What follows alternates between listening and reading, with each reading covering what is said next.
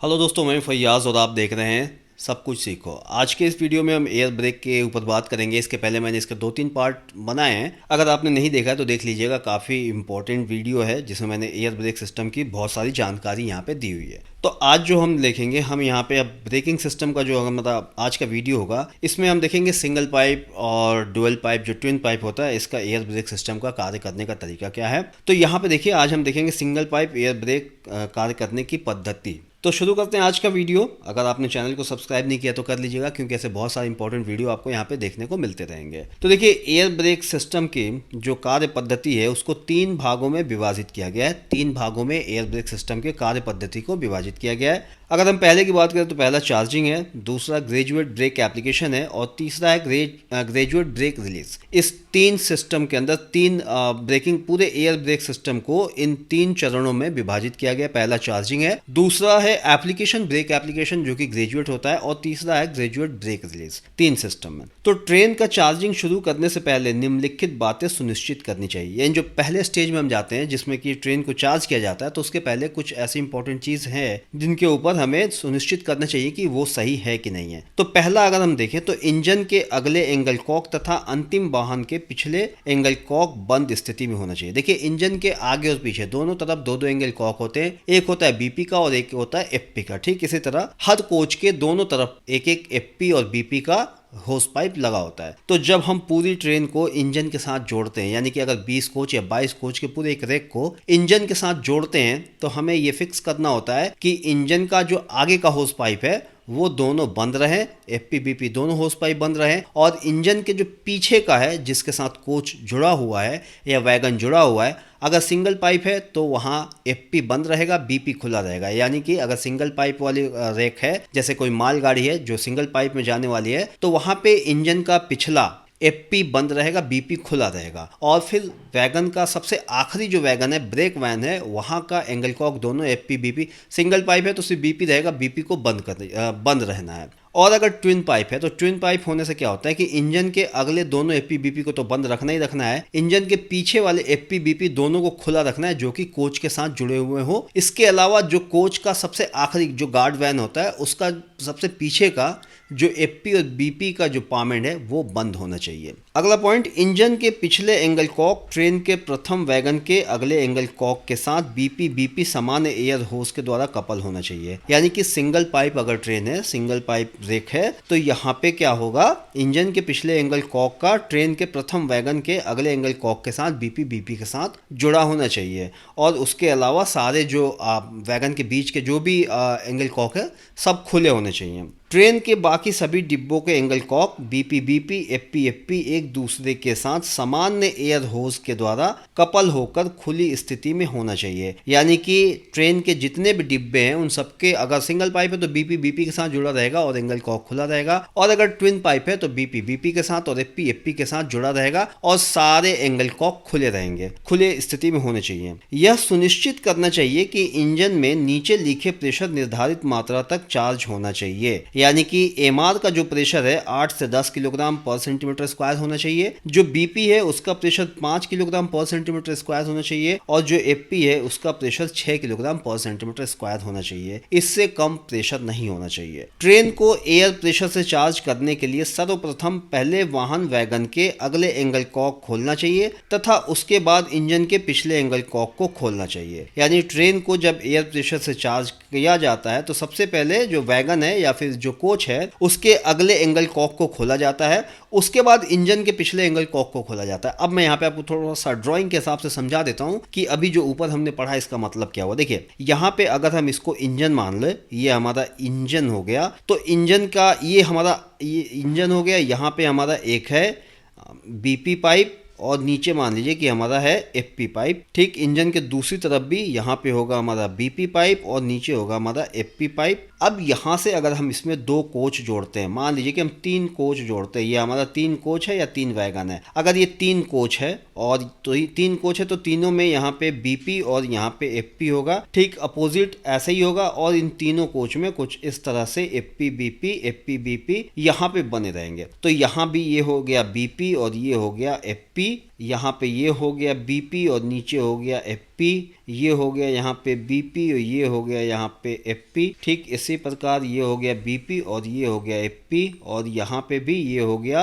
BP और ये हो गया एफपी। तो देखिए सबसे पहले यहाँ पे करना क्या होता है, अगर हम ट्रेन देखते हैं तो हमारी ट्रेन अब इधर की तरफ जाएगी क्योंकि हमारा इंजन आगे लगा हुआ है, इसके पीछे सारे कोच लगे हुए हैं। ये हमारा इंजन हो गया, ये हमारा 1 नंबर कोच हो गया, ये 2 नंबर हो गया, ये 3 नंबर हो गया। तो हम ये ट्विन पाइप में मान लेते हैं। अगर ये सिंगल पाइप होता तो यहाँ पे सिर्फ एक एक बीपी पाइप होता, और ये ट्विन पाइप है तो यहाँ पे आपको एक एक दो दो मिलेगा, एक बीपी और एफपी दोनों मिलेंगे। तो देखिए सबसे पहले जब क्या करना होता है कि इंजन का आगे का हिस्सा, जो इंजन का ये हो गया आगे का हिस्सा, यहाँ का जो एफपी है इसको बंद कर देना, इसको बीपी को बंद कर देना ताकि प्रेशर बाहर ना निकले। उसके बाद यहाँ से इस बीपी को इस बीपी के साथ जोड़ना होता है, इस वाले बीपी को इस एफपी के साथ जोड़ना होता है, इस बीपी को इसके साथ, एफपी को इसके साथ, बीपी को इसके साथ और एफपी को इसके साथ, और जो लास्ट वाले वैगन बच जाता है या कोच बच जाता है तो इसके बीपी को और इसके एफपी को यहाँ पे बंद कर दिया जाता है। तो इस तरह से पूरा एक रेक होता है। अब चार्जिंग के दौरान क्या करना पड़ता है वो मैं आपको दिखा देता हूँ। अब देखिए चार्जिंग के दौरान क्या होता है कि जो ये हमारा बीपी है, ये हमारा बीपी के साथ इंजन का और एफपी के साथ कोच के साथ जुड़ जाता है। तो यहाँ पे क्या होता है, बीपी का एंगल कॉक यहाँ बंद रखा जाता है और एफपी की यहाँ पे दोनों एंगल कॉक को यहाँ पे बंद रखा जाता है, और यहाँ पे इंजन का भी यहाँ पे बीपी और एफपी को बंद किया जाता है। इंजन के अंदर प्रेशर बनाया जाता है, और इंजन के अंदर जब एमआर का प्रेशर 10 किलोग्राम पर सेंटीमीटर स्क्वायर हो जाता है, जब इतना प्रेशर हो जाता है तब क्या किया जाता है, सबसे पहले जो कोच है, कोच का बीपी है, इसको खोल दिया जाता है। कोच के बीपी और एफपी के एंगल कॉक को खोल दिया जाता है। उसके बाद इंजन के बीपी और एफपी को खोला जाता है। जैसे ही इंजन के बीपी और एफपी को आप खोलेंगे तो इंजन का जो एमआर का प्रेशर है जो कि 10 केजी है, वो यहाँ से इन सारे कोच में जाना शुरू कर देगा और सारे कोच को चार्ज कर देगा, और इस तरह से पूरी गाड़ी जो है हमारी चार्ज हो जाएगी। तो ये तरीका है हमारे रेक बनाने का, रेक फॉर्मेशन का या रेक जोड़ने का हमारे ट्रेन के अंदर। तो ट्विन पाइप था, अगर सिंगल पाइप होता तो सब कोच में से बीपी जुड़ता, एफपी नाम की यहाँ पे कोई चीज नहीं होती। ठीक है, मुझे उम्मीद है कि इतनी चीज़ें आपके समझ में आ गई होंगी। अब देखिए यहाँ पे single pipe air brake system का यहाँ पे एक डायग्राम दिया गया है, जो कि बॉक्सन, बीसीएन और बीटीपीएन टाइप के जो भी वैगन है उनका ये एक मोटा मोटी डायग्राम है, और यहाँ पे दिखाया गया कि कौन कौन से इसमें पार्ट्स होते हैं, बहुत इंपॉर्टेंट है, और ये कैसे काम करता है वो सारी चीज़ें यहाँ पे दिखाई गई हैं। तो यहाँ पे चलिए मैं आपको दिखा देता हूँ, बता देता हूँ कि इसमें कौन कौन सी चीज़ें हैं। तो यहाँ पे जो ये 1 नंबर है ग्रीन कलर का, यहाँ पे आपको दिख रहा है ये वाला हिस्सा, ये है पाइप, ब्रेक पाइप यानी कि बीपी का, ये सिंगल एयर ब्रेक सिस्टम का ये डायग्राम है। तो ये हमारा ब्रेक पाइप है जो 32 mm बोर का होता है, और ये बीपी पाइप ब्रेक पाइप कहलाता है, या फिर कई बार इसको ट्रेन पाइप भी कहते हैं। जो 2 नंबर यहाँ पे आपको दिख रहा है ये डर्ट कलेक्टर है, जो कि 3 वे होता है, तीनों तरफ इसमें जाने का रास्ता होता है। 2 नंबर डर्ट कलेक्टर। जो आपको ये 3 नंबर दिख रहा है, यहाँ पे ये आपको 3 नंबर दिख रहा है, ये है यहाँ पे cut off angle Kock. 3 number जो है कट ऑफ एंगल कॉक है, और 4 नंबर निपल एंड है। यहाँ पे आपको ये 4 नंबर दिख रहा है, ये है निपल एंड 4 नंबर। 5 नंबर जो है यहाँ पे ये है एयर होज, और जो 6 नंबर है ये है पाम हेड। 6 नंबर जो है पाम हेड है, और यहाँ पे पाम हेड के अंदर ही एमयू वाशर होता है, जहाँ पे दिखाया गया यहाँ पे 7 नंबर में, देखिए एमयू वाशर को दिखाया गया यहाँ पे, ये 7 नंबर एमयू वाशर है। 8 नंबर जो है एआर कहलाता है, जो 8 नंबर टैंक है, यहाँ पे देखिए 8 नंबर ये है एआर टैंक यानी कि एक्सिलरी रिजर्वायर। और अगर इसकी क्षमता की बात की जाए तो सिंगल पाइप में 100 लीटर होती है, ट्विन पाइप में 200 लीटर होती है। 9 नंबर डीबी है, बड़ा सा आप यहाँ पे देख सकते हैं 9 नंबर डीबी है, 9 नंबर। 10 नंबर इसके बाजू में यहाँ पे आप देखेंगे तो ये हमारा क्या बोलते हैं, इसको कॉमन पाइप ब्रैकेट बोलते हैं, यानी कि कोई भी डीबी इस पे लग जाए ऐसा ये ब्रैकेट है। तो ये 10 नंबर कॉमन पाइप ब्रैकेट है। ठीक इसके बाजू में 11 नंबर है यहाँ पे, जिसको हम सीआर कहते हैं, कंट्रोल रिजर्वायर, जिसकी क्षमता 6 लीटर होती है। सीआर की क्षमता 6 लीटर होती है। उसके अलावा हम अगर 12 नंबर की बात करें तो 12 नंबर हमारा ऊपर है, सबसे ऊपर आप देखेंगे तो ये है 12 नंबर, और ये हमारा ब्रेक सिलेंडर है जो कि 355 मिलीमीटर व्यास का होता है। 13 नंबर ब्रेक सिलेंडर का प्रेशर है, ये वाला जो चेंबर है आपको दिख रहा है, ये चेंबर, ये ब्रेक प्रेशर है। यहाँ पे ब्रेक सिलेंडर का प्रेशर होता है जो कि मैक्सिमम 3.8 किलोग्राम होता है। इसके अंदर 13A लिखा हुआ है, ये 13A जो है ये इसके अंदर स्प्रिंग है, जिसका तनाव 0.2 किलोग्राम प्रति सेंटीमीटर होता है। शायद थोड़ा सा मैं कंफ्यूज हूँ, शायद इसमें यही होता है। उसके बाद जो ये 14 नंबर है, यहाँ पे देखिए 14 नंबर छोटा सा काला सा डब्बा, ये ड्रेन प्लग है। 15 नंबर जो है ये हॉरिजॉन्टल डेड लीवर है, ये हमारा 15 नंबर जो है ये हॉरिजॉन्टल डेड लीवर है। ठीक इसके अपोजिट यहाँ पे 16 नंबर आपको दिख जाएगा। 16 नंबर जो है ये हॉरिजॉन्टल लाइव लीवर कहलाता है, हॉरिजॉन्टल लाइव लीवर। उसके अलावा जो डेड लीवर और लाइव लीवर के बीच में आपको दिखेगा एक ये वाला, ये 17 नंबर है। तो ये 17 नंबर नंबर क्या है, ये है एम्प्टी टाई रॉड। आराम से आप इस ड्राइंग को देख लीजिएगा, अभी मैं सब सारी चीज़ों में मिटा दूंगा, फिर आराम से देख लीजिएगा। 17 नंबर है एम्प्टी टाई रॉड। 18 नंबर है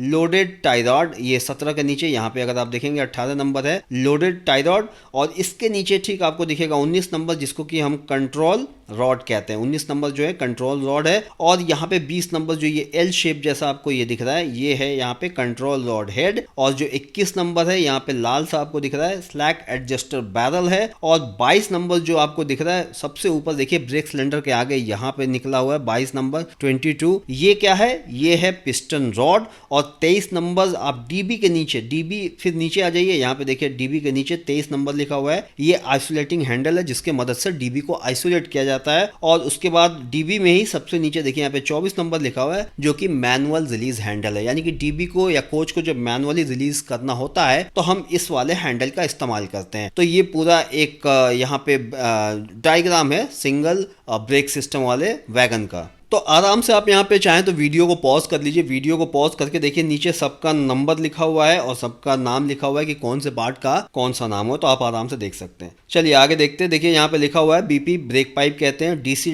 को डर्ट कलेक्टर कहते हैं, सीपीबी कॉमन पाइप ब्रैकेट कहलाता है, एक तरह से ये फुल फॉर्म है, और पुर्जों के नाम भी है। डीबी का मतलब होता है डिस्ट्रीब्यूटर वाल्व, सीआर का मतलब होता है कंट्रोल रिजर्वायर, एमआरएच का होता है मैनुअल रिलीज हैंडल, आईएच का मतलब होता है आइसोलेटिंग हैंडल, एआर का मतलब होता है ऑक्सिलरी रिजर्वायर, बीसी का मतलब ब्रेक सिलेंडर, एसएबी का मतलब होता है स्लैक एडजस्टर, एएच का मतलब होता है एयर होस, पीएच का मतलब होता है पाम एंड, और सीओसी का मतलब होता है कट ऑफ एंगल कॉक। तो ये एक तरह से आप यूं समझ सकते हैं कि ये फुल फॉर्म है पुर्जों के नामों के। चलिए आगे देखते हैं चार्जिंग। चार्जिंग क्या होता है? Single pipe air brake system में ट्रेन की पूरी लंबाई में ब्रेक पाइप में बीपी का प्रेशर 5 किलोग्राम पर सेंटीमीटर स्क्वायर इंजन के A9 वॉल्व के रास्ते चार्ज किया जाता है। यानी कि इंजन में एक A9 वॉल्व होता है, एक वाल्व होता है जिसका नाम A9 वॉल्व है, उसके थ्रू 5 किलोग्राम पर सेंटीमीटर के स्क्वायर से पूरे लंबाई में पूरे ट्रेन को चार्ज किया जाता है। वैगन के ब्रेक सिस्टम को चार्ज करने के लिए डीबी का आइसोलेटिंग हैंडल खड़ी स्थिति में होना चाहिए, यानी कि अगर कोई कोच है या फिर कोई वैगन है वो चार्ज होगा कि नहीं होगा,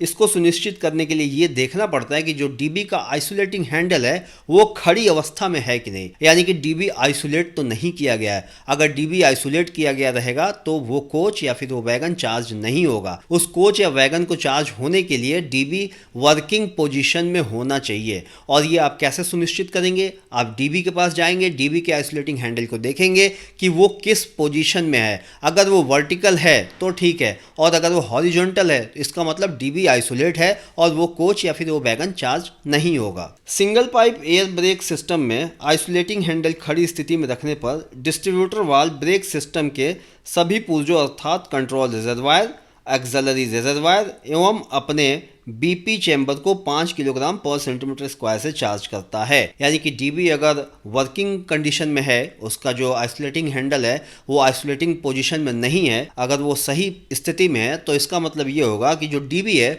वो खुद भी चार्ज होगा, एआर को भी चार्ज करेगा, सीआर को भी चार्ज करेगा, जितने भी पार्ट्स हैं उन सबको डीबी चार्ज करेगा। डीबी में बीपी प्रेशर और सीआर प्रेशर एक समान चार्ज हो जाने पर ब्रेक सिलेंडर का संपर्क डीबी के एग्जॉस्ट पोर्ट के द्वारा वातावरण से हो जाता है, जिसके कारण ब्रेक सिलेंडर का पिस्टन अंदर की ओर जाता है और ब्रेक रिलीज हो जाता है। यानी कि जब हम डीबी को चार्ज करते हैं 5 किलोग्राम पर सेंटीमीटर स्क्वायर से, तो जब डीबी का प्रेशर और सीआर का प्रेशर दोनों का प्रेशर जैसे ही बराबर होता है तो डीबी क्या करता है, ब्रेक सिलेंडर को सीधा डीबी के एग्जॉस्ट पोर्ट से जोड़ देता है। यानी ब्रेक सिलेंडर के हवा को डीबी क्या करता है, सीधा एग्जॉस्ट पोर्ट से जोड़ देता है, यानी कि वातावरण में बाहर की तरफ निकाल देता है, जिससे क्या होता है ब्रेक सिलेंडर का जो पिस्टन है वो पीछे की तरफ हो जाता है और ब्रेक रिलीज हो जाता है। जैसे ही डीबी और सीआर का प्रेशर बराबर होता है ब्रेक रिलीज हो जाता है। सिंपल भाषा में अगर आप समझे तो मैं ये समझाना चाहूँगा आपको कि डीबी और सीआर का प्रेशर जैसे ही बराबर होता है ब्रेक रिलीज हो जाता है, और डीबी का प्रेशर जैसे ही सीआर के प्रेशर से कम होता है, सीआर के प्रेशर से डीबी का प्रेशर जैसे ही कम होता है ब्रेक अप्लाई हो जाता है। ये सिस्टम है, छोटी सी चीज़ है, अगर आपने ध्यान से देखा होगा तो इस चीज़ को आप समझ गए होंगे अब तक। चलिए ब्रेक एप्लीकेशन, ये तो चार्जिंग की बात हो गई, अब हम बात कर लेते हैं ब्रेक एप्लीकेशन। ब्रेक एप्लीकेशन के लिए बीपी प्रेशर कम किया जाता है, यानी कि जब जब ब्रेक लगाना होता है तो बीपी के प्रेशर को कम किया जाता है। बीपी प्रेशर में कमी होने से डीवी इस स्थिति में हो जाती है कि सीआर का संपर्क ब्रेक पाइप से टूट जाता है, अर्थात सीआर प्रेशर में कोई परिवर्तन नहीं होता है। बीपी प्रेशर और सीआर प्रेशर में अंतर होने के कारण एआर का संबंध ब्रेक सिलेंडर से हो जाता है। अब सुनने में ये थोड़ा सा कंफ्यूजन आपको लगेगा, लेकिन मैं आपको अभी समझा दूंगा कि होता क्या है। देखिए, बीपी का प्रेशर जब भी ब्रेक लगाना होता है तो बीपी के प्रेशर को कम किया जाता है। जैसे ही बीपी का प्रेशर कम होता है, देखिए बीपी का प्रेशर जैसे ही कम होता है तो जो सीआर है उसका संपर्क हमारे बीपी के पाइपलाइन से टूट जाता है, यानी कि बीपी के प्रेशर से सीआर का जो संपर्क है टूट जाता है, या यूं कह सकते हैं कि जो सीआर का संपर्क है डीबी से टूट जाता है। सीआर बिल्कुल किसी भी चीज से उस टाइम कनेक्टेड नहीं होता है जब बीपी का प्रेशर कम किया जाता है। तो जैसे ही बीपी का प्रेशर कम होता है तो सबसे पहले तो ये होता है कि सीआर का संपर्क बीपी से टूट जाता है, डीबी से टूट जाता है, खत्म हो जाता है। उसके बाद जो एआर है उसका जो संपर्क है वो हमारे ब्रेक सिलेंडर के साथ हो जाता है, यानी कि डीबी जो है एआर के प्रेशर को सीधा जोड़ देता है ब्रेक सिलेंडर के साथ। तो एआर का प्रेशर सीधा निकलता है और ब्रेक सिलेंडर में चला जाता है, जिससे कि ब्रेक अप्लाई हो जाता है। ठीक है, चलिए, जिसके कारण एआर की हवा डीवी के प्रेशर लिमिटर से होते हुए ब्रेक सिलेंडर में जाती है और पिस्टन बाहर की तरफ निकल के ब्रेक लगा देती है। यानी कि जैसे ही हमारे बीपी का प्रेशर कम होता है तो हमारा डीबी क्या करता है, हमारा डीबी जो है एआर के प्रेशर को सीधा ब्रेक सिलेंडर में भेज देता है, और जैसे ही एआर का प्रेशर ब्रेक सिलेंडर में जाता है पिस्टन बाहर निकलता है और ब्रेक लग जाता है। तो ये ब्रेक हो गया।